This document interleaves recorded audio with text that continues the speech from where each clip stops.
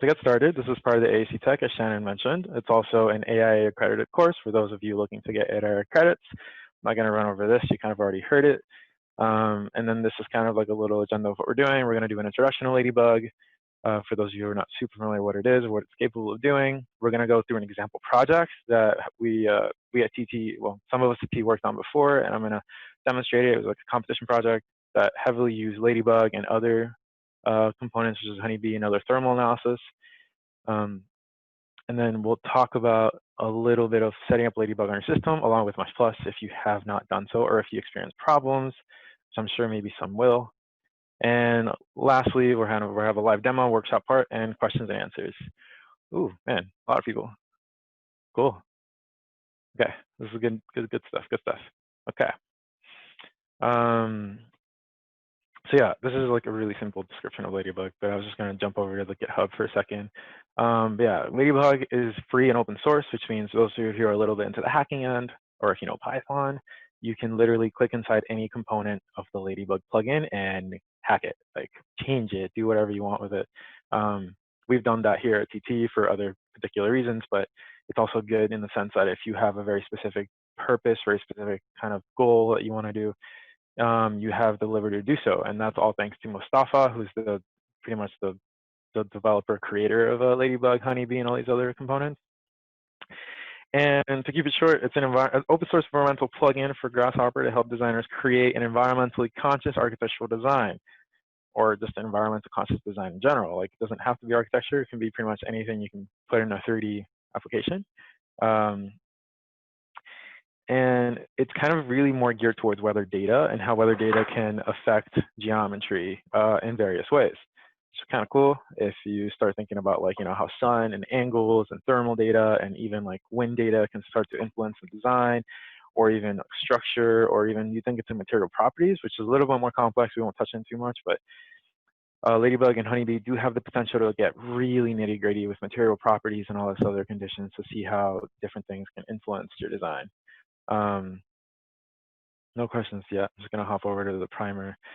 There is a primer, or in other words, a guidebook for those of you who really want to get deep into Ladybug and all the other potential plugins that there could be provided by Mustafa. He covers everything in a ridiculous amount of detail, kind of things you see on the right-hand side here, and we'll cover some of this on our own today, such as the top right here, these two diagrams. Also will cover like just a basic analysis of like context in a building and back and forth.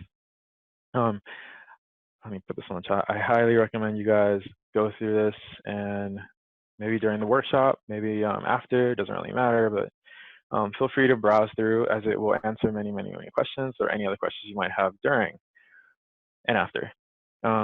We'll be covering a lot of these basic components, such as setting up a file, understanding what an EPW is, doing a basic analysis of weather, extracting data, visualizing weather data, which is a part 2 over here.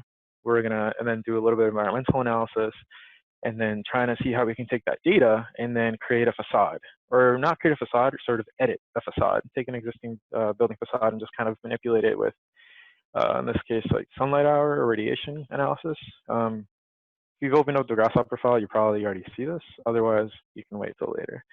And like I said, this kind of keeps on going forever. So it's pretty deep. I highly recommend you look into it. There's other stuff in here that doesn't necessarily have to deal with weather analysis. It can be useful things for your day-to-day workflows. And we will cover a lot of the stuff when we open up Rhino Grasshopper. Speaking of, I'm going to open mine up just to have it open. Yep. Okay. And yeah, in a nutshell, this is what we're going to deal with. This is what we're looking at. Honeybee will not be covered here. I know some people are very interested in that. There'll be a future workshop on that, so stay tuned. The only problem with Honeybee and why we're not covering it today is that it does require an extensive amount of installation of third-party applications, such as like Radiance and Energy Studio, and there's like a handful of other applications like Energy Plus that you have to install, and they're not exactly straightforward, which is kind of a problem. But anyway, stay tuned if you want to learn more about Honeybee for future workshops. Moving on to the next part. kind of just covered what is Ladybug and all this stuff. What I want to show you guys is an example project of how analytical data can be applied to a workflow. So here we have, let me make this full screen. So here we have a project called the Netlife. It was a project that TT collaborated on a couple of years back actually, and I also worked on myself. Kind of like the point of it is creating a net zero lighting envelope. So, you know, really editing the facade to increase a series of environmental conscious decisions that influence the building itself and also the design, and also just creating like a net zero building. That's kind of the end goal of it. Won't go too much into detail of like all the nitty gritty like sort of vocabulary or sort of the decisions behind it, but just kind of demonstrate like the things we did. So we had this Netlife building, which also we're gonna mess with today. The Netlife building, we took that as an example, and we started saying, what if you could redevelop its facade and make it a little bit more environmentally conscious, whether that's looking at the energy consumption, looking at solar collectors that you can be applied to the roof or other one, or just looking at standard radiation analysis throughout the year, or very specifically, you know, a daily radiation analysis at winter solstice or summer solstice. And these are all things you can implement into a design. There's my Rhino. Sorry. It's not the fastest thing in the world today, but back to this. It's a series of different conditions that you can apply to your design even before you started designing. So in this case, we're looking at a mass, right? A massing model of the overall project before it even got sort of sculpted and designed. And we started looking at different ways to analyze it, different ways of extracting data, and how those data, how that piece of data can begin to influence our decisions later on. In other words, creating an environmentally conscious design. Once we started gathering data and observing the overall massing, we started doing a series of facade studies. Now, the cool thing about Ladybug and all the other plugins is that oftentimes when you analyze, you need a geometry, an object to analyze on, right? So this is like an object. The object receives data and it keeps the data. Let's call this metadata. Once the metadata sits on the object, we can then take the metadata and start sort of influencing other decisions. So in this case, we were looking at different ways of like studding, like creating like a stud. What's the right word? Like a diamond stud aesthetic on the overall building. But you know, there's all these different parameters that kick in, like how high up should they go, how far out should they kick out, is there a series of angles we should like optimize and so forth, and then the difference between materiality, like the top of these sort of little balconies, should they be a certain sort of material, or should they be collecting sun, and should the angle of the sun be responding to the solar collector unit, and how that relates back to its sort of design. Anyway, it's kind of endless, right? These are sort of studies we did back and forth and started doing all these tessellation strategies. And while we started doing tessellation strategies, we then started implementing both design and analysis into one entity. So we have here like a base unit, right? Something simple. It has like a center point, and the center point moves up, down, left, right, and so forth. Triangulated for the sake of fabricational simplicity. And then we start looking at all these different parameters and going into intensity, solar angles, like I mentioned previously, and how that can begin to influence itself in a workflow. Ultimately, this is kind of lending itself to parametric modeling, which Ladybug, of course, is built on, Grasshopper. But you know, when you start implementing analytical data to a project, you then get something a little bit more intelligent and a little bit maybe at times more interesting, potentially. And then, of course, you have all these crazy colors that you can play with and mess with at your leisure as things go on. Anywho, so once we started combining all the different elements together, we started getting a little bit more rational, started understanding how this sort of fenestration is working, how the lighting is appearing through a series of visual and analytical data-driven studies. We began to create this very sort of somewhat undulating facade of these spikes that kind of go up and down as you go in. And then we started doing some interior light studies with another piece of software that can be imported into Honeybee, trying to understand, like, is our facade actually doing anything? Like, is it actually contributing to the interior, not just to the overall building of, you know, net zero? Is it actually doing a floor per floor contributions? And that's the point of this. Now, like I keep mentioning, all of this can be tied in together with the potential of Ladybug and Honeybee and all these other softwares, like kind of looking how we can put it all together. This is not particularly important at the moment. Yeah, okay, it's kind of ended here, but so in short, it's really about like the workflow is going to be how do you take this analytical data and then implement it to design. Really, that's kind of the point of it. So before I move on, does anyone have any particular questions about the particular project or something like this before we move on to the actual troubleshooting of installation to make sure everyone is up and running? Or in short, like, does anyone have any questions? Feel free to put it on the chat or speak up if you want to put your mic on. Otherwise, I'll give it a minute and then we'll move forward.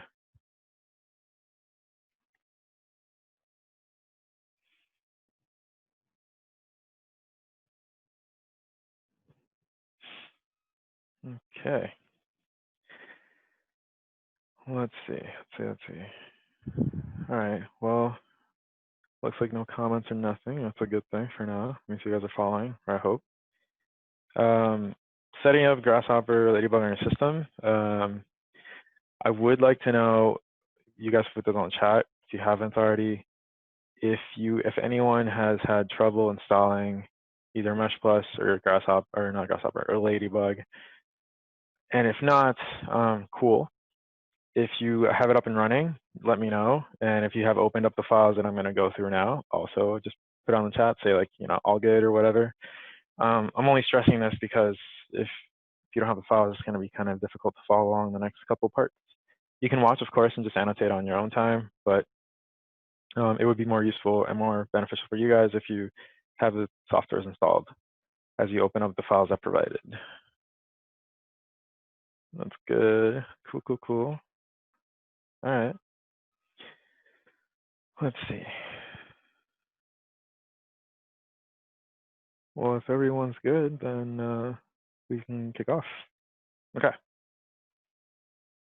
So I provided this Rhino file, which I'm going to pull up here. And it has very much a lot of layers. They're very easily organized though, so it's not like you're going to have to be learning through a lot of stuff. But essentially, what the Rhino file looks like is, well, should look familiar to some of you, or at least to most of you. It's essentially a snippet of Manhattan we're going to be looking at. And more specifically, we're going to be looking at the building that falls right around here, which is near Grand Central, which is going to be the Netlife building. I'm going to pull it up, this one in particular. We're going to be using it as an example. We're not going to be replicating the facade you saw in the presentation. We're just going to be doing something similar. Again, like I said, we're going to be working on just creating a basic analysis of the overall, and then of course doing a more dedicated analysis to the massing, and then trying to do something where the pieces of data can influence the facade generation. So yeah, if you have this file open, for right now, all you really need to see in terms of layering is, I'm going to go ahead and show you. You only need surrounding buildings, surrounding lots, and the ground, surrounding ground. It's kind of this little slot right here. If you want the outline just for looks, I mean, sure, turn it on, it's up to you. But it's not particularly important for what we're doing. All we really need is the initial context or the immediate context right here, and then the main mass. The reason why I included all the extra component or the extra documentation over here, or models, is because you can implement all that into your workflow or into the model if you want an even more accurate analysis. But the only downside is the more data you put in, the more computational time consuming it's going to take. These are very complex operations that are kicking in, and the more you put, the more it takes. Let's just put it that way. But of course, the more data you put, the more accurate the result is. So it's kind of like a give and take of how much time you have versus how much accuracy you want. And we'll cover that a little bit more detail once we open up the Grasshopper file. There's another file down here called, or not file, another series of layers called massing details. You don't need to worry about that for now, at least not yet. We're going to be focusing on just the general massing. So in this case, to be even clearer, all you need is the ground central massing, which is going to be these two. You need those two turned on, and then you're going to need the basic mass turned on. It should show up. There you go. If it doesn't show up on your Rhino, it's probably hidden. So just type in show, and it should just immediately show up. So you're going to have one that has a group, one has a simple polysurface, and then all you need is the surrounding ones: surrounding lots, surrounding buildings, surrounding ground. That's it. You can go ahead and implement the rest later. But for now, for computational reasons and workflow, we're going to keep it just to these. Okay. So let's open up Grasshopper. And if you haven't opened up the file, go ahead and do so. I'm going to open this up now. And you shouldn't get any errors. I hope not. If you do, let me know, and we'll troubleshoot it on the spot. But essentially, here we go. The Grasshopper file is going to look something like this, kind of like a lot of big components. Some of them might be orange or whatnot. Where do I get the city massings? There's a bunch of places to get city massings. Generally speaking, we can. There is a okay. Before I click into this, this is something you guys can know, but there is a for NYC specifically. There is a running effort to create, like NYC.gov actually has a model you can download for your own uses. It's provided by the government. It has many versions. They compacted it into regions. And it's very useful for these kind of geometric operations and creating models and just kind of literally getting, I guess, more into the overall of what NYC is. For other buildings, or sorry, for other cities, it's a little bit more complicated because not all the governments of all the cities have this effort. You can do what's called shape files, and that could actually be a whole separate workshop on its own, where we look at GIS data, and we download GIS data, and it often looks like the wireframes you see here, not the actual 3D. And those GIS data come in shape files. Those shape files contain a series of polylines or boundaries, and those boundaries tend to have a series of metadata. Those metadata tend to have heights with them, and you can just associate height with polyline and extrude it vertically, and voila, you have a mock-up of a city. If you ever want to get more information on that, I would suggest searching by city and like directly by the government. They tend to have that stuff available. Anyway, back to this. So first thing you want to do, if you want to build it up or just follow the Grasshopper file, it's up to you. Either way, I'm just going to kind of run through this and build some things here and there. The very first thing you want to do anytime you use Ladybug ever is drop in the Ladybug component, initiate Ladybug component. So if you go into your Ladybug ribbon, little tab up here, you're going to have all these different tabs and whatnot. You're going to want to go to the 0 tab, and the one that says Ladybug, you're going to click on that and then drag it onto the main canvas. And that's all it does is, for lack of better words, it just initiates Ladybug and make sure that all your components will be working properly. If you want to know more as to like why that is, you can always hover over a component and it'll tell you a bunch of descriptions saying this component carries all the Ladybug's main classes, in other words, Python classes, and then it also contains a series of other data that allows you to operate seamlessly. If you don't have this in your canvas, basically nothing will work. It'll say like Ladybug is not flying. He's a little funny. As you can see, the current Ladybug mood, Ladybug is flying, which means good. If Ladybug is not flying, you're in trouble. So just kind of like a rule of thumb, always have this in your file, no matter what. First thing you do is this. Second thing, you guys, if you saw in the Google Drive link, I provided a EPW file, which is a weather file. Now, to get that going, you're going to have to basically bring in what's called a file path component, and you can just type in file path into the main canvas, bring a file path component in, you right-click on it, and then you do set one existing file. Now I'm going to do that right here. I'm going to go right-click, set one existing file, and then in the AEC Tech Workshop folder, there is an EPW. In this case, it's for New York. We're going to be using this. So you go ahead and click on that file, you click on open, and then this thing is going to take a second to process because there's a lot of data, as you can tell. Anyway, what's happening is it's running through all the data within that EPW file, extracting all the weather data, all the other environmental data you can think of that's stored in that file, and converting it into something that's a little bit more digestible for Grasshopper, for lack of better words. I included these panels in here just to kind of reassure ourselves that we're dealing with a specific or a clean file. There are opportunities, there are chances that your EPW file might not be clean, or the sources that you get it from might not be the best. One thing I do want to know is that, let's say you're working with specific design challenge and you don't really have a site, you're kind of exploring different sites, you can also download an EP weather file directly from Ladybug. So let me say that again. If you go to Ladybug and then you go where it says download EPW weather file, what this is going to do is going to open up a world map and ask you to select your location. So if you're following with me, you can bring in a toggle component, set it to true, and go ahead and plug that into the download, and it's going to pop up your window, and this is what it's going to be showing you. This is the weather globe, call it, I don't know. But essentially, it's a collection of EPW files, or a bunch of files provided by governments, counties, and so forth, that are public and are basically open to use. So in this case, what I had done is I had clicked in all the way into New York, and I had checked in what they had. Here's another file. You can click on this one and download it.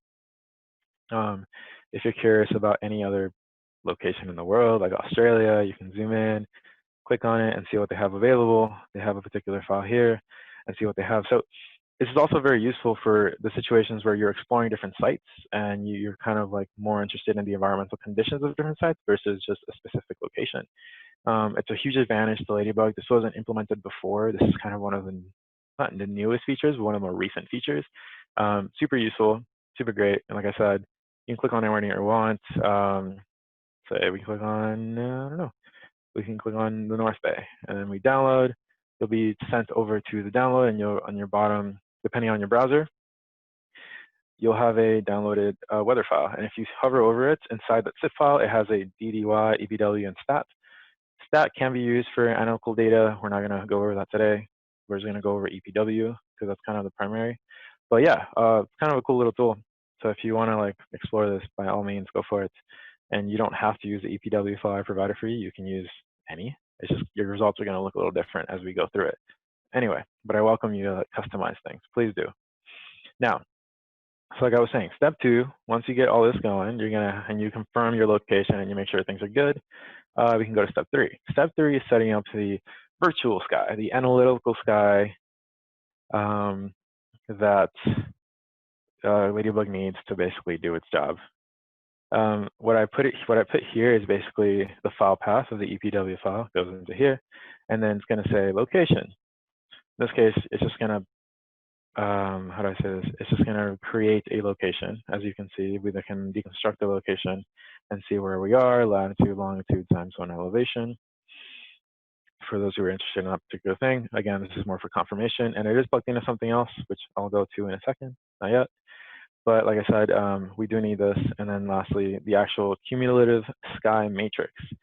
It is set to false because we don't need to run it. And if you notice on the other side of the Grasshopper towards this way, there's a lot of other stuff that's set to false purely because it's in an analytical components that I have disabled for the sake of just being able to actually run things and set up. But once we toggle everything to on, you're going to see a bunch of stuff happening. Anyway, so keep this to false until we actually connect it over to other things.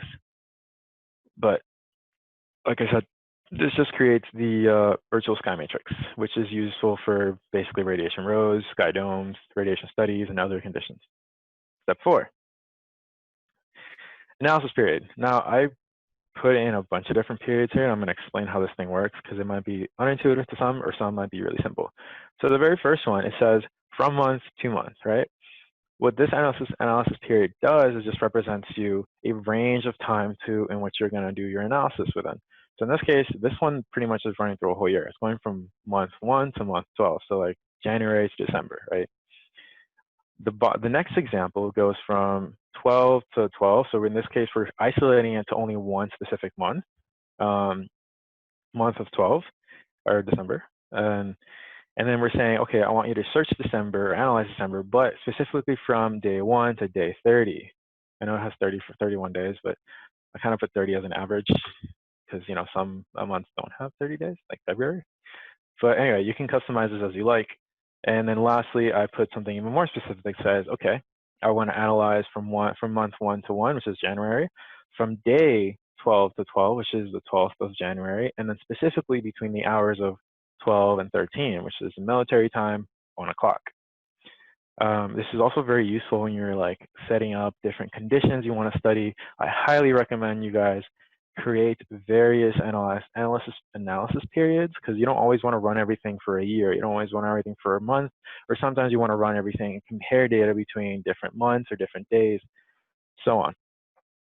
In the project I was showing you previously, we did a lot of work like that, where we had like many setup of this in our Grasshopper canvas, so we could study specifically certain things. And sometimes, for those of you who are familiar with animation, we would kind of have a slider set and then animate it. I won't cover too much what this does, but essentially it'll let you sort of iterate through every single possible day, and then you'll see the output on your Grasshopper, on your Rhino side, which is pretty cool, because you can kind of like put it all together into a movie and see what happens on day 1, day 2, day 3, or month 1, month 2, month 3, depending how you set things up. Anyway, step 5, this is kind of like just a visual step. All it has is a vrep, which is a closed object, closed poly surface connected to an area, and then connected to just a data component. What this is doing, if I put this in wireframe, is purely just creating a center point. The reason why I need a center point, which is this thing right here, is because I need that in relation to my data.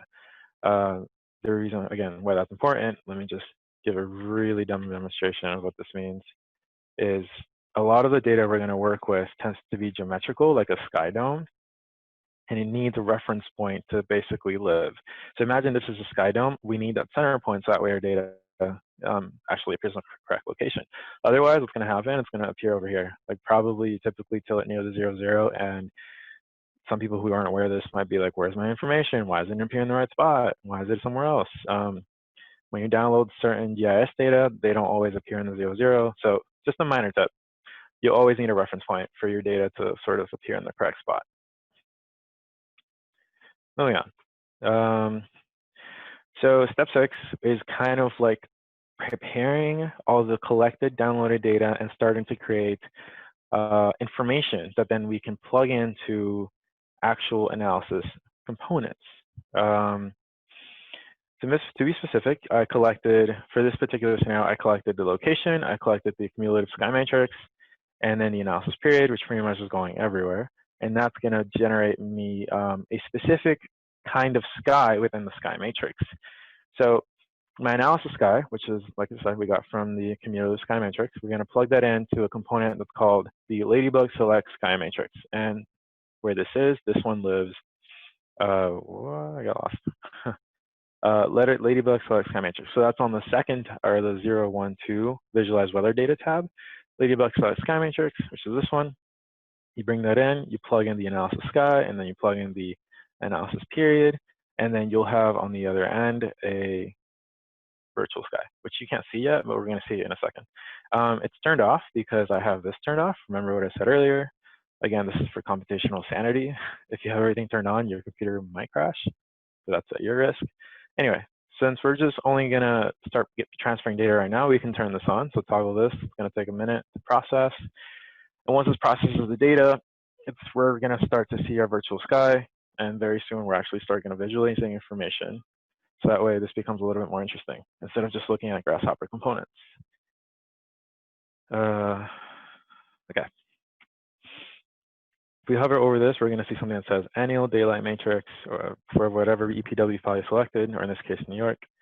That doesn't mean a lot to us, not yet, but that once this is going in, then this is going to start operating, and we're going to be greeted with a whole bunch of data. And if you're curious to see what that data looks like, just plug a panel to it, and it's just information that for some of us mean not too much, but for the Grasshopper components means a lot.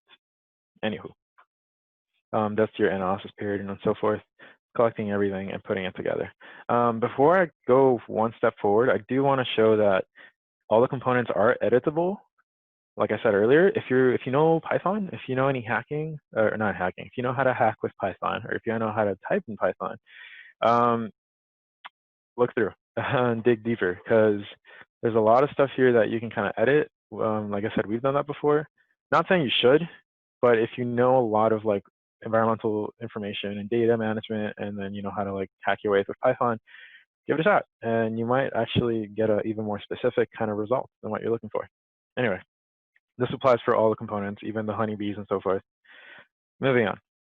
So the two things I built up here was a selected sky matrix, and then I built a what's called a Ladybug surface hourly solar. This just collects information and then basically returns back the total hourly diffuse solar falling on the surface, in this case the ground, and the direct lighting. And this specific thing can be found, sorry, my bad. Blanked. It can be found right here. I'm using icons because the Grasshopper default is built on icons. For those of you who don't like icons, there's an option in Grasshopper to go and do full names, which might be more helpful for some. It's up to you. Depends who's doing what. But anyway,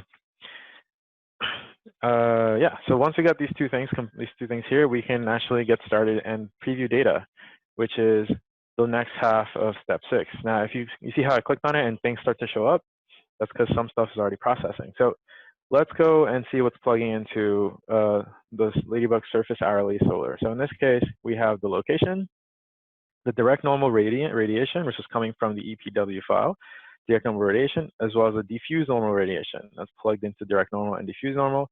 There are a series of optional conditions you can mess with. We're not going to talk about it too much right now. But in this case, once we have all the data planned out, we can then look at the surface total, which is kind of like a mixture of direct and diffuse. We can look at diffuse specifically or direct. What this looks like, and this is kind of going nowhere, but I just wanted to show you in terms of like how to use Ladybug for various purposes. It's going to look like this 3-dimensional graph over here. One thing, for some of you, you might see it like this, and some of you might see it like this. The way to disable that, to control that, you do control, and then you do M at the same time. That basically turns on and off the mesh edges, and you can also do this up here, control M, and it lets you kind of preview data a little bit cleaner for those of you who want to be more specific with your display. Just a minor detail, but it does matter when you're doing all these kind of analytical information, especially when you have a very complex geometrical object. You're going to see way too many lines that's going to get in the way. Anyway, so to explain what I'm looking at here is, this is a 3D graph, which can be viewed also as a 2D graph, showing the surface hourly solar visualization. Ladybug has a component called Ladybug 3D chart under the second condition, or the second ribbon. And it's useful for many things. It doesn't just have to be like that EPW data. You can kind of input your own custom data, and if it is formatted correctly, you can visualize it as well. And it's 3-dimensional, so you can create 3D graphs for whatever purposes. Very useful tool to sort of take it out and to implement it into your workflow when you want to showcase data and not just have it be in an Excel sheet or so forth. But for our purposes, it doesn't really do much for the other steps. I just kind of want to show you in terms of like how you can analyze and look at certain data, and then like how you can visualize it as well. There's a scale component, and all it does is increases the Z. So if I exaggerate this, then this thing's going to be really, really tall, which should not have done. But anyway,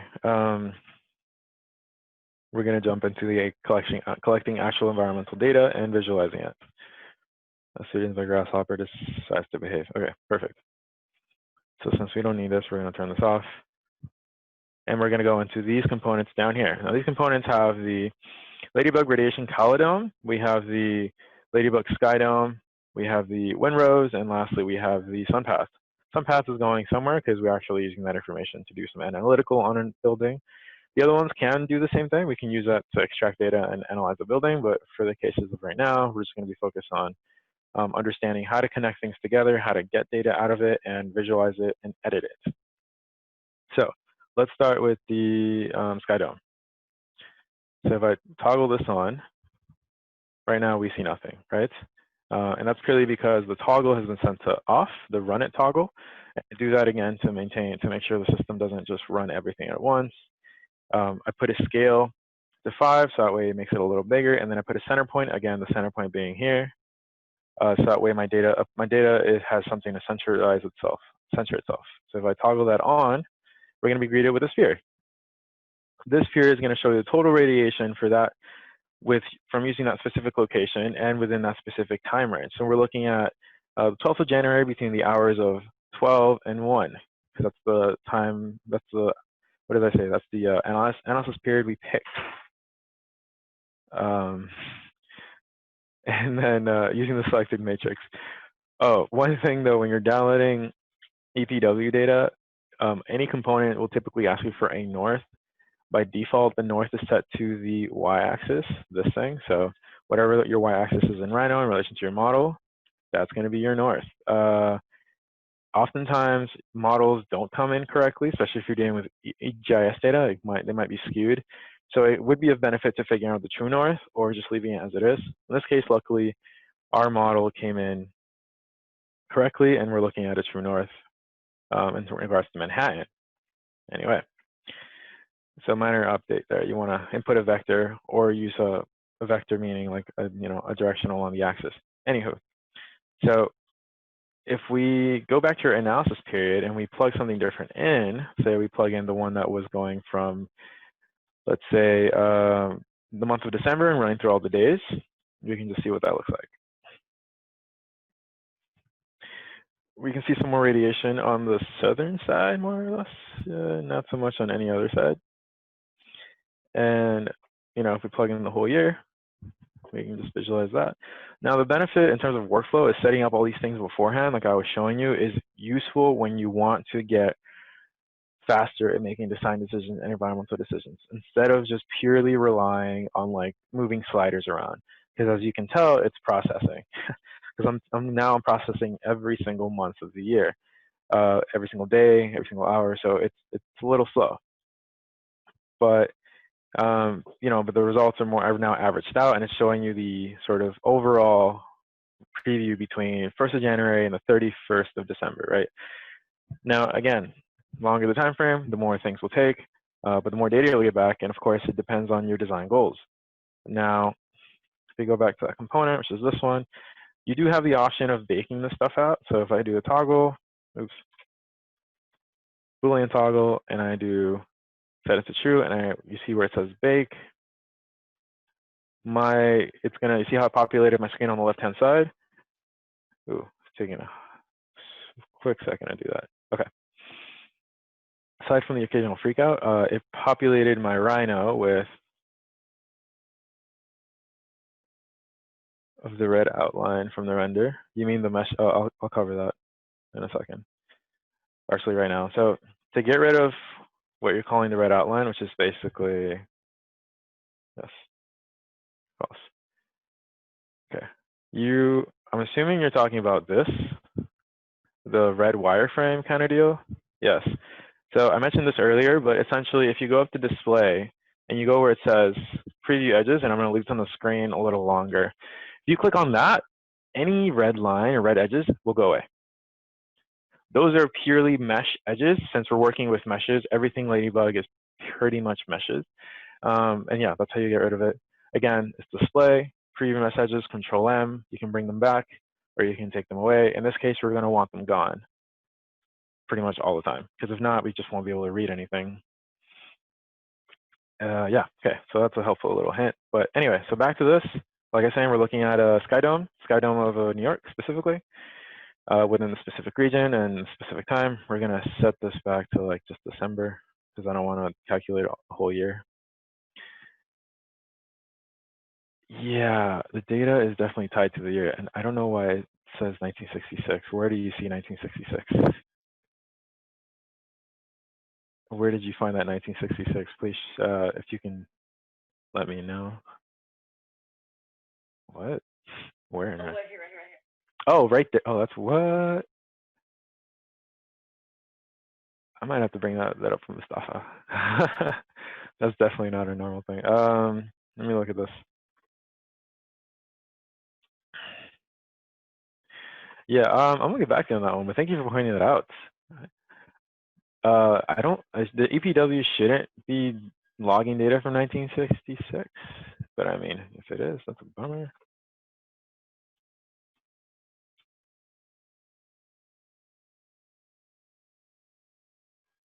Oh wow, that's crazy.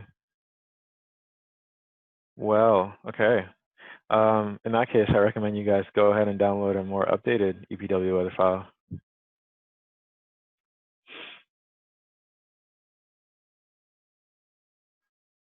Jerome gave a really solid answer to that for those of you who are more curious, but they're composed of various sets of actual measured data. So it's not necessarily reflecting 1966. Yeah, probably took a month out of that year. If you're, like I said, if you're more curious, you can go ahead and toggle this again and download another EPW file. Otherwise, you're welcome to search the web and get a more accurate file. They exist out there.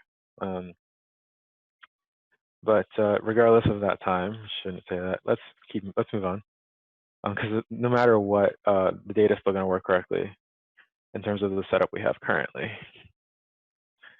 So this thing here, we're gonna go ahead and disable this for the time being. We don't want to look at this anymore. We're not going to use this for anything else, at least not at the moment. We're going to look at the Windrows, and like I said, we're going to have a number of directions, which talks about how many directions you want the Windrows to visualize. It typically suggests having 4: north, south, east, and west. You can obviously add infinite amount of directions. I put 8 to also include like northeast, northwest, and so forth. And then the data you need is I'm going to drag this over. The data you need for this is the hourly wind direction. The hourly wind direction comes from the EPW file wind direction. The hourly wind speed, which is wind speed, comes from EPW file wind speed. Some of those are very straightforward. Annual hourly data. Something a lot of people get confused by. Annual hourly data is a series of collected hourly data for the year, which can be sort of retranslated. In this case, it can refer directly to the drive bulb temperature, and that will give you the data you're looking for. Let me push this down here. Analysis period, of course, we have that. We set that up previously. Number of directions I explained. Center point to have our data centered. Scale to have this look somewhat in relation to our model.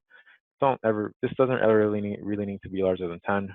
And lastly, to run it. So once you have all this set up, or just kind of like have it on the file, if you haven't edited, you just press the toggle and we'll be greeted with a series of wind directions along with values. So we have, I believe that says meters per second, if I remember correctly.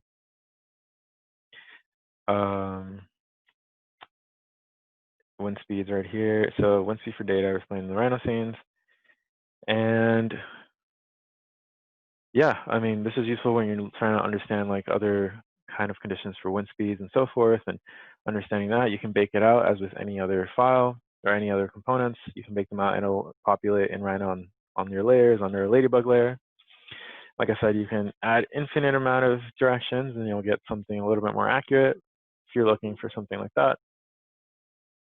Once you start adding a lot of different directions, you'll start to see this thing basically populate more so.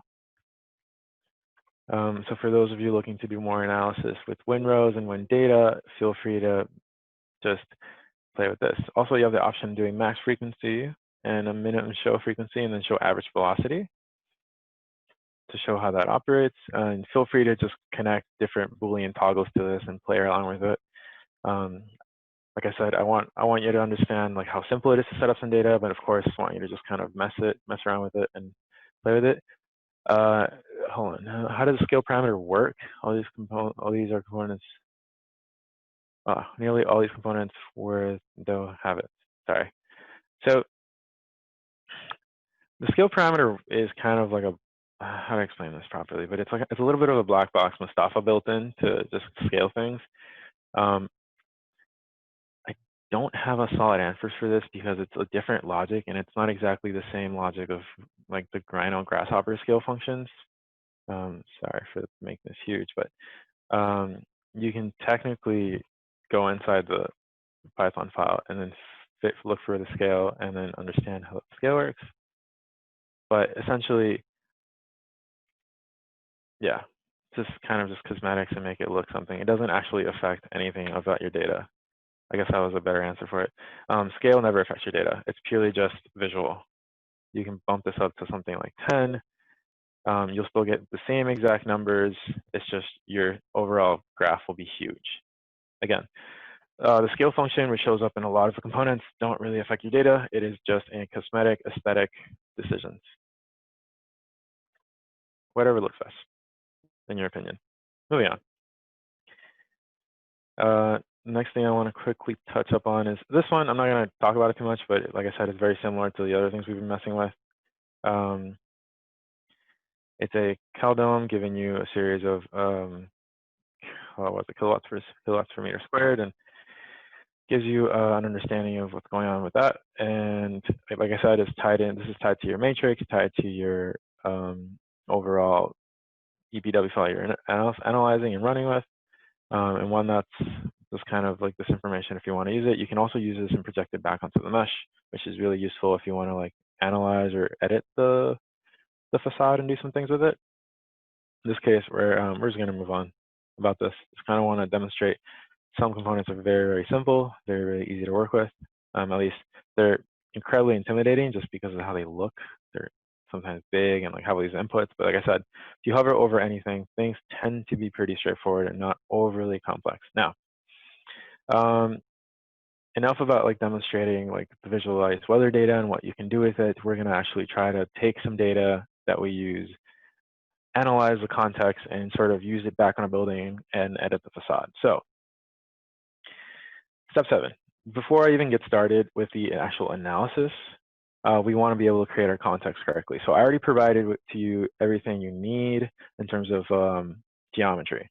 When you're doing your own geometry, make sure things are clean, make sure things are relatively organized.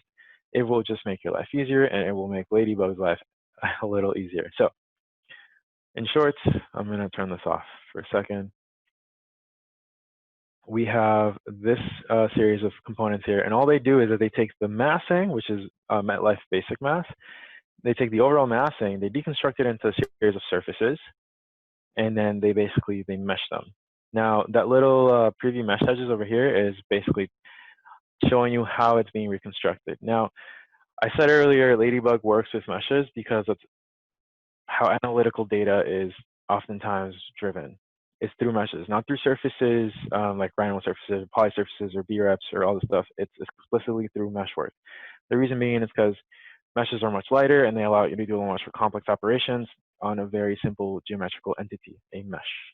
It's just, for those of you who are not familiar with a mesh, it's just a series of points in space that, when organized in specific lists, they can visualize an object. Think about video games. You know, everything's triangulated, and all the video games have all these dots and whatnot that then get triangulated to create something. That's a mesh.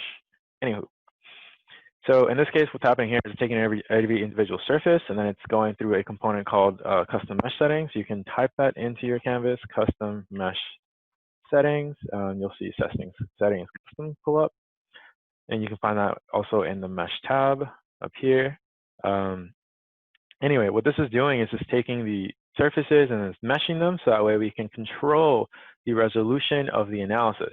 If we change the overall resolution of this mesh, we'll also change the resolution of the analysis. This is extremely important for any analytical tool, because if you don't understand how to control resolution of an analysis, you basically will not be able to get an analysis to work. Now, max edge is tied to your Rhino units. In this case, we're working in feet.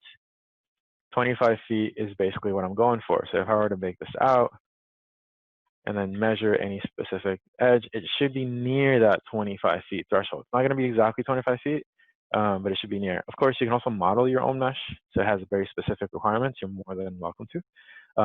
That's what the input of Ladybug is going to ask for, but no need in this case. What's happening here is I'm splitting up the mesh into 2 lists. List A is the top and bottoms, which we kind of removed because we don't need them for at least a particular analysis. We're focusing on the facade, not the top and the bottom of the building. And then for context, same business. Context, you want to B-rep. Now, what I did here is I kind of just shortcutted. I didn't get nitty-gritty with the analytical like edges and whatnot. I just kind of plugged it into a mesh component and let it do its job. The reason why I did this is because we need a mesh context, so that way it can the geometry we're dealing with knows what to respond to. We're not analyzing this context. We're purely just using it as context, right? Something to work from, not work on. Yes, you can also put this through here and be very specific, but you don't need to, not in this particular scenario. Once your geometry is set up, and we're going to edit this in a second and show how it works, you can go ahead and get into the actual analysis of things. So there's this thing called Ladybug Radiation Analysis, which can be found under the 3rd tab, 3 Environmental Analysis. It's kind of the first one you see, Ladybug radiation analysis. And there's also a sunlight hours analysis. We're going to be looking at these two at the moment. So when you bring up the Ladybug radiation analysis, you're going to be greeted with all these inputs that say run it, parallel, legend, etc. The primary ones you're going to care about is going to be geometry, context, grid size, distance from base, and selected sky matrix. Selected sky matrix, if you remember where it was coming from before, it was from the virtual sky we generated, which was from the analytical sky we created from the EPW file. Plug that into there. Grid size is if you don't plug in a mesh into the geometry component, what this does is that it will try to create an average grid size or grid cell, similar to how we built it before over here, that matches a 25 by 25 square on your overall geometry. Now, if you do it beforehand, like we did, this won't do much to your analysis. Like your mesh is gonna override this, and basically the analysis is gonna use the mesh squares you created. If you wanted to go ahead and plug in like a BREP instead of a mesh, again, that's a BREP, which is not a mesh, it's a polysurface. This will try to mesh it for you, but in our case, we want to control it. And distance from base is basically saying an offset distance for the test points. How far away can they get? 1 means 1 foot. That's how far away any given test point can be. But you can make this 0.0001 if you want. Again, decisions based on analytical accuracy. Now, once this works, it's going to look like this. Press run it. You wait a minute, and you're going to be greeted with, oh, not that. That should be turned off. My bad. You're going to be greeted with something that looks like this. And if you want to see how it works on the site, you can go ahead and turn on your context, as well as you can just turn on the grand simple massing. And you'll be seeing how this is responding to the context. Again, to get rid of these lines, we do Control M. We can go to the lines, and we can see how the radiation analysis is operating. In an analysis period, which we can hover over, where are we at? The analysis period that we worked on. Again, we're looking specifically at 1 month, so in month of December, and again, it also says it down here, so you get lost. And we're looking at the overall radiation for that specific month, which is kind of cool. Again, you can change this, you can change the analysis period, but keep in mind that the longer your period, the longer it will take to calculate. Just a fun fact. And of course, if we put in much more context, if I plug in like these buildings and so forth, it will change the results because you're plugging in more accuracy, for lack of better words. You're plugging in more information, so it's going to have to take into account all of that remaining context. Like I said, very useful for accuracy, but it can also be counterproductive if you're working fast and just want some relative results to make decisions for. Like I said, you can bake this information out. It has a bake component, so you can plug in a toggle to that, bake it out, and it's going to populate on your left-hand side. And then you're also going to be getting back a series of things that are fairly important. So if you plug in 8 meshes, you're going to be given back 8 meshes. Ooh. Right, so it keeps your meshes in control, like in account, I should say. Here's one mesh, here's the other mesh, and so forth. They're not colored. The colored mesh can be found under radiation mesh. That one is joined as one holistic object. So now you see it's one holistic object. This is useful if you want to display like a quick preview showing analytical data to, I don't know, your client or to your team or so forth. And then, of course, you have radiation legend, which is the thing on here, and a bunch of other data which you can run through. Okay. Now, before I move on to the actual facade manipulation, we're going to turn this off and then show the sunlight hours, because that is also another very important thing when you're doing facades. Similar setup, grid size and all this. You can change this to 25, and we should not see a difference, or at least I hope we should not see a difference in the results. It should look the same, because yes, so we don't see a difference in the results because we're controlling the difference beforehand. So if we go back to our meshing and we change this out to 50, maximum edge of 50, you're going to see the resolution decrease. So if I zoom in here and make this even higher, you're going to basically see my analytical data is kind of losing accuracy. But if I bring this down to 20, you're going to see a much more accurate result. Again, Ladybug has an input to control this resolution. though you can control it beforehand like we're doing. I highly recommend, in terms of workflow, you control your meshes beforehand so you have a lot more control of what they look like and what they do, instead of relying on the sort of algorithm that Mustafa wrote to just mesh things. Not saying it's not good, it is very good and very sophisticated, but I am always opting for higher control rather than just relying on someone else to mesh things. Anyway, so without getting too far into like what's happening here, what's going on, you have a series of sun vectors which come from your sun path visualization, which, oh, I didn't talk about sun path, which is actually really important. My apologies, but sun path is a visualization of the sun paths for a specific analysis period. In this case, we're looking at the month. We're looking at how the sun behaves in that specific month, and it's overall, it has a series of scales. Again, these are cosmetic changes. They just change how big or small the graphs look like. This is very useful for when you're just analyzing the sun and how it works on a specific site and how it flows on a specific site. Won't go too far into it right now, but I will kind of hop onto the facade and then we can come back to this. But what you do need from this is the sun vectors to get the sun analysis going, which we can actually use this data and change it up for the next step. But for now, we're gonna stick to the radiation results. So if you go back to this and we change our resolution to 20, we see 20 over here.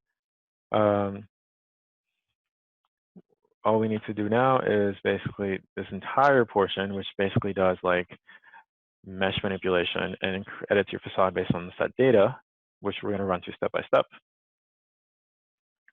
So let me just turn this on, and I'm going to disable some things so we see things changing on the fly. So first thing you'd want to do is you want to disable this in terms of preview, not disable it in terms of function. Just turn the preview off so that way we can actually focus on our facade. Now, what's happening here, and let me break this down step by step. What's happening here is that we're taking our custom gridded facade, as you can see here, and then we're exploiting it into individual chunks. So now, if you bake, again, if you have Mesh Plus, this is a Mesh Plus Explode. So you take the facade, you plug it into Mesh Plus Explode, and you're going to be greeted back with a series of many individual faces, or let's call these like units, right? Units of which we can edit or replace with a unit, and so forth. And I'm going to stop here for a second. So that's kind of where we're going to stop with the geometry. Now, if I look back at the data, we're going to look at the radiation result, and then get an understanding of what radiation result is giving. So one thing I want to note is that radiation result has a fixed set of numbers. So I'm going to demonstrate what I'm talking about. Param Viewer. Okay. So if you type in what's called Param Viewer, this is this thing, and it's going to look like this. It's going to show you a bunch of data. The reason why this data is important is because our mesh that we built has a series of corresponding data. So if you see, there's a series of, for one specific mesh, we have a total of 180 faces. F stands for faces, V stands for vertices. For those of you who are not familiar with vertices and meshes and faces, let me demonstrate that. So an individual cell is a face. Keep that in mind. That's always going to be a thing. And then when you do the points on, or F10, these are called vertices, right? So like I was saying earlier, a mesh is just a collection of points that when they're collected together in a specific fashion, they can create a 3D geometry. That's really what it is in a nutshell. So anyway, faces and vertices. 180 faces, 180 radiation results. Now, the way this component works is that it takes every individual face and it calculates a series of radiation algorithms on said face and then creates a color on said face in correlation with a piece of data, a numerical data, a result, which, like I said, can be visualized purely by clicking on the component. And we can see the relationship back and forth. Now, in terms of data, it's going to be in the same order as the faces. So this is what I was kind of asking earlier in terms of Grasshopper users and what level you are, because if you're not super familiar with Grasshopper, this might get a little steep or a little difficult to follow. That said, for those who are super familiar, you might already kind of be ahead of me. You already know what I'm talking about. But for those of you who don't know, all you need to understand is there's a total of 180 faces, 180 cells that got tested with a total of 180 results. Every result per cell, right? These are the same exact, except one is numbers, one is geometry. Okay. We take the radiation result and we do what's called flattening. We flatten it, so basically we get rid of sort of components or like compacted order like we saw, and we just have one big list of all of the results. And we do the same for the meshes. We do one big list full of all the results. And then what's going on down here is that we're basically taking what's called remapping. It's a technique in Grasshopper that lets you take a series of values and translate them to a different domain. So in this case, we have, let me demonstrate this. So in this case, we have a series of values that range, radiation results that range between 0.34 and 75.6. And that's all of these specific values. Now, what Remap does, Remap numbers, what Remap does is that it can take all those results and then remap them by taking values to remap and studying and taking its domain. So again, that is domain, construct domain, or not, sorry, my bad. I meant bounds. Let me just explain that again. Bounds will give you the top and the bottom end of a list of numbers. So it gives me the top and the bottom. So start and end of the domain. So that would go into the source. And I'm going to do this for a second.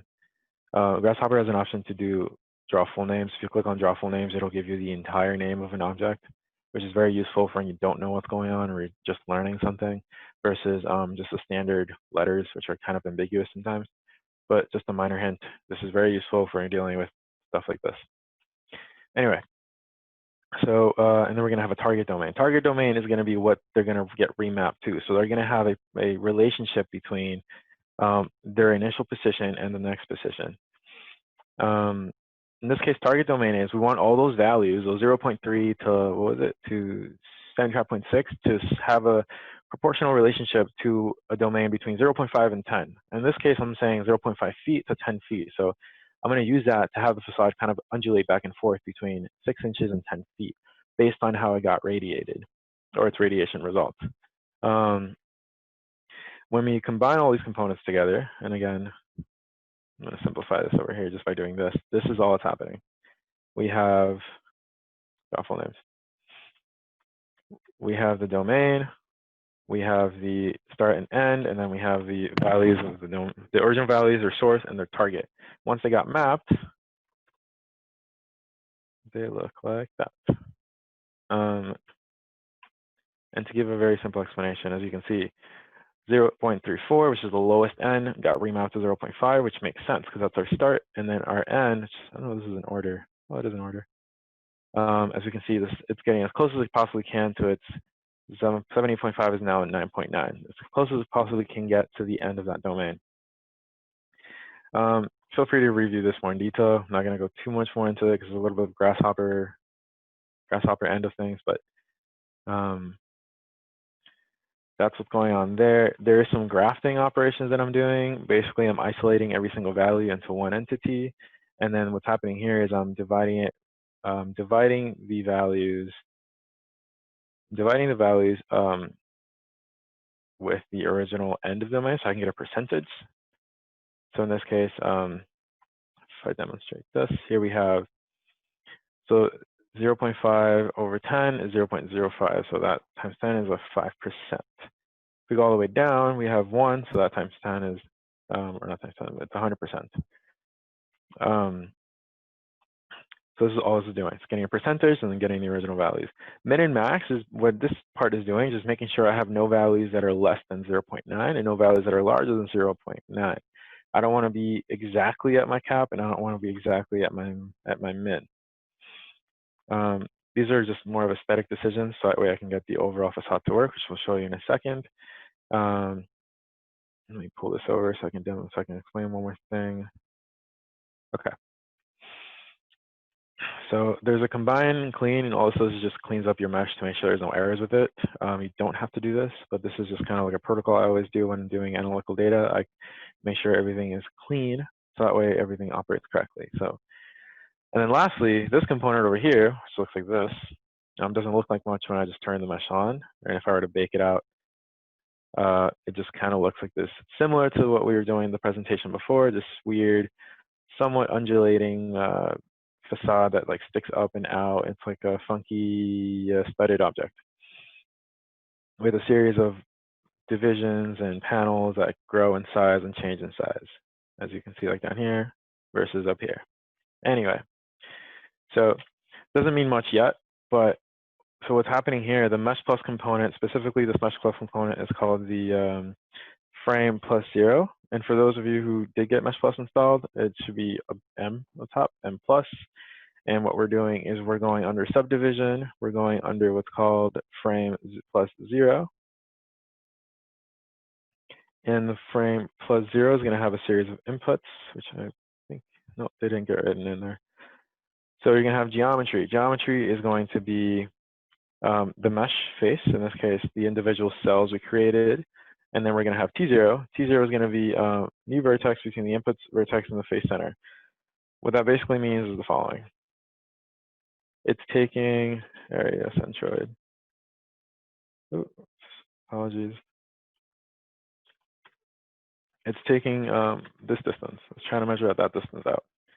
So you see that is about 10, or I should say like 10 feet or so, versus something that's really, really tight, like down here, and it's going to be another particular unit. That's what that one is doing. It's just measuring that distance as it goes on. So this is going to come from our percentage. We want it to be a percentage-based growth. And then the other one says distance, D for distance. It's the depth from the center point of offset of each face. Set the depth for the center point offset of each face. Let's repeat that for a second. That's going to be our remap values. Now, what happens here is kind of up to you. Like, you don't have to use the mesh plus component specifically. You're more than welcome to edit the facade as you please. You can have these things move up and down. You can move them, change them in size. I'm just showing you a particular example in which I'm editing facade with analytical data. And once I've successfully edited all this data and like got something responding back, what happens here is I take out all the components and I flatten them out and I explode them. The reason why I explode them is because, as you can tell, one unit is composed of various individual faces, right? And we want to be able to sort of isolate those faces for, different reasons, maybe design reasons or maybe analytical reasons. So we type in explode. We have unweld. We have 1, 2, 3, 4, 5. If you know Grasshopper and you know parametric modeling, all counting starts at 0. So in reality, we have 0, 1, 2, 3, 4. In this case, what we're going to do is we're going to isolate these two, and we're going to isolate these two, and then we're going to isolate this one as an individual entity. So that's what happens with when I do the explode. So the explode takes every individual mesh component and explodes it into its individual faces. And then there's this list item. For those of you who haven't tried with it, it's basically a component that takes a list. I'll give you an example. We have a list of apple, pear, let's just say bananas, and then lastly, fruits, more generic one, right? This is called a list, and list item will basically follow those index. You see how it starts at 0, 0, 1, 2, 3. So if I want a specific value from this, let's say I want a pear, I'm going to get back the pear. And that's what's happening over here, except we're doing it with geometry. In this case, I don't want to isolate it with a number. I want to just kind of blow it up. So fun fact, Grasshopper has an ability to zoom in on components and just kind of add numbers. Not to all components, but to a lot of components we can do this. In this case, since every single panel is composed of 5 faces, as we can see when we hover over the L, we can easily just click on that plus, like I do like this, and be 1, 2, 3, and then 4, because we have 0, 1, 2, 3, 4, 5 total. And then we can use that to just visualize things. You can use this to like compartmentalize objects. As you can see, it's only showing certain elements now. Fun fact. But once this is out, we can kind of explode things around and color them as we want. So the very, very, very first element, which is the top face of the panels, we want that to be colored. I'll explain the color gradient. So for those of you who don't know color gradients, they're also very useful when you're dealing with analytical data, because there are other ways of representing data. That's not just purely that standard red to blue, orange color scheme that we see. You know, it can be altered to your liking, and you can kind of put in whatever you want, and it might be helpful for presentation purposes. So the way the color gradient works is that you're going to have an upper bound and a lower bound. In this case, lower limit is the lowest limit that will be translated to a color, similar to how we did with remap, and then the upper limit is going to be something related to the color range. Same thing, the upper bound of the values that are going to be translated into colors. And lastly, you have something called T. T is a parameter along that domain. So the parameter is, we already had that from the beginning. It's basically all the values we remap to fit between 0, 0, 5, and 10. And then the domain, we already know. It's going to be 0, 5, and 10, because we set that ourselves. Once you have this set up, you kind of can just copy and paste this anywhere you like. And we'll edit the color in a second, but this came prefixed in your file. It has, if you right-click on it, right-click presets, you can kind of edit it any way you want. You're more than welcome to pick another gradient or insert your own color scheme to it and alter things on the fly. Again, this is more an aesthetic thing, but it can be useful when you're tying it to analytical data, because analytical data is very much color-driven as well as it is numerically driven. Anyway, so top ends, we do that, and then we did the next end, which is the left end. So it's a little bit of a series of triangles that are colored the same way. And lastly, we united the next two into one, so that way we can just have them be like a neutral building color, like a gray or like a white. And then lastly, we have what could be considered glazing. I mean, it's an interpretive model, it's up to you, but this could be considered glazing of sorts, where we have the areas that are getting very little radiation to be fully glazed open, and there are areas that are getting a lot of radiation to very, very, very tight, small openings. Again, realistically speaking, this would have to go through a series of rational decision making and more studies, especially not just studying one particular month in the year and letting that drive your overall facade for any particular reason, but it's an example of how workflow can be tied back into, or sorry, not how analytical data can be tied back to your workflow and have things kind of change and iterate as you edit. So one thing I'm going to do now, which is going to be a little frightening, is let's say we put the hourly data. I say frightening because this might take a long time to calculate, but we'll find out. Because right now we're doing it just for a month, but if we do it for the whole year, well, let's see what happens.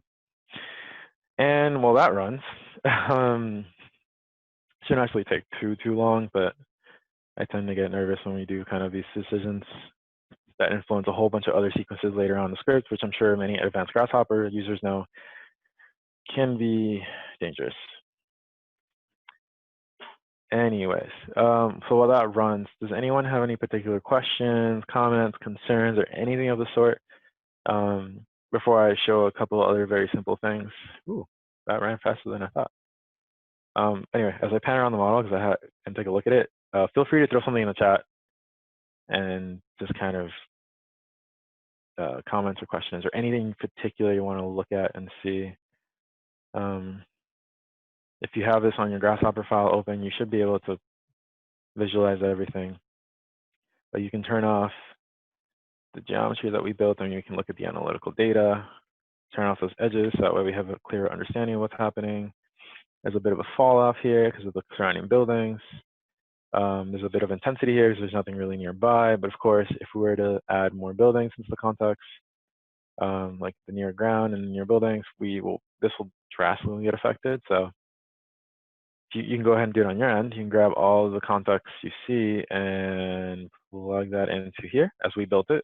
So that's another benefit of building these particular Grasshopper definitions of Ladybug and Honeybee. Once they're built properly, you kind of have flexibility to input data in and out and have it sort of respond automatically to you. Like that was faster than I anticipated. Like, why not put the rest?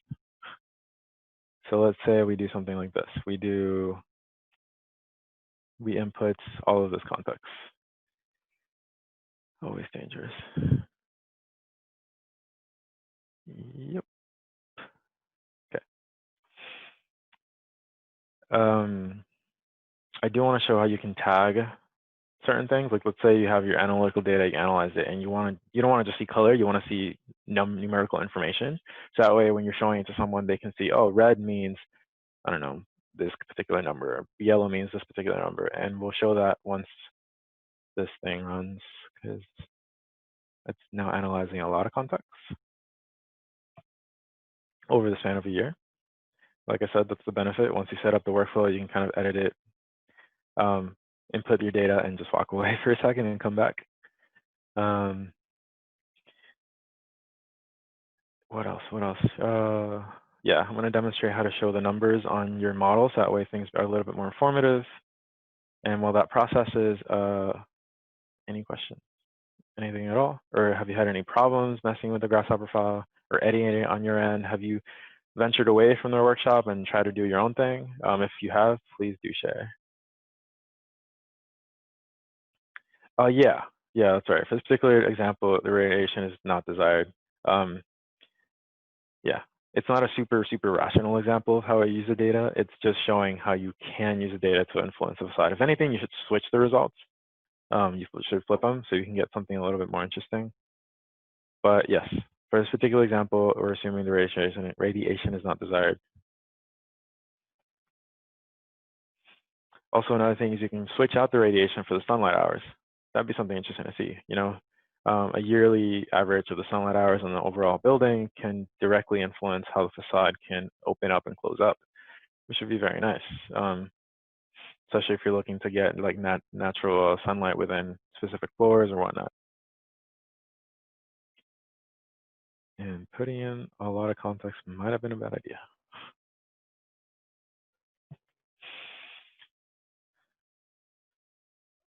Okay, that's good. I'm glad you were able to follow along. Appreciate that. Now, yeah, I know I said this like 3 times already, but any other questions or anything else you're curious about until my Rhino decides to kick back up?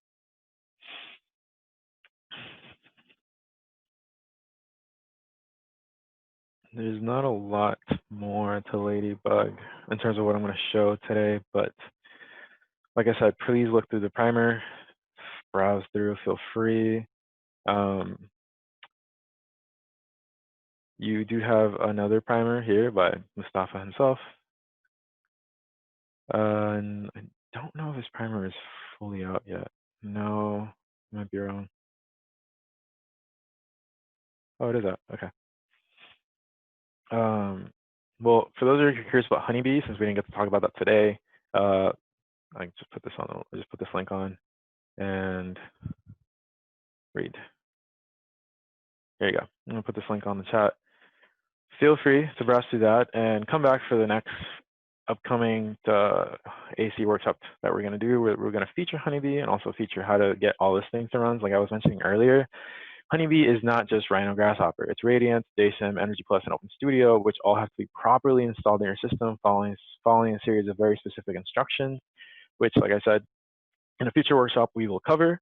For those of you who've gotten everything installed properly and run, awesome. Come back for a future workshop, and you should be up and running. For those of you who would like to get more knowledge about Honeybee, how to use it, how to install it, and just how to incorporate it into a workflow, pay attention to, I guess, our announcements and sign up and come back. And we will talk about this in more detail. If you're curious about it now, like I said, click on through and browse through. And this is taking a sweet time. Let's see, got a question saying, so you can use the EPW file from a location, i.e. in the UK, and a building mask from that location to do the same. Yeah, like yes, you can do that with the file I provided. You can very much just plug in your own file, your own context, and you should definitely get results. The only thing I stress is that you should probably have these units set to feet. I don't think it should alter too much in terms of you working in meters if you're working, with a different system. But yeah, you can definitely just plug in your own data. You should be okay. Don't plug in too many buildings. As you can see, my thing is still taking time to calculate. Shannon just posted AI credit. For those of you who need the AI credit on the chat, click on the survey, or click on the link to fill out the survey, fill it out, to get those hours, and look at that, we're done. And yeah, thank you for attending.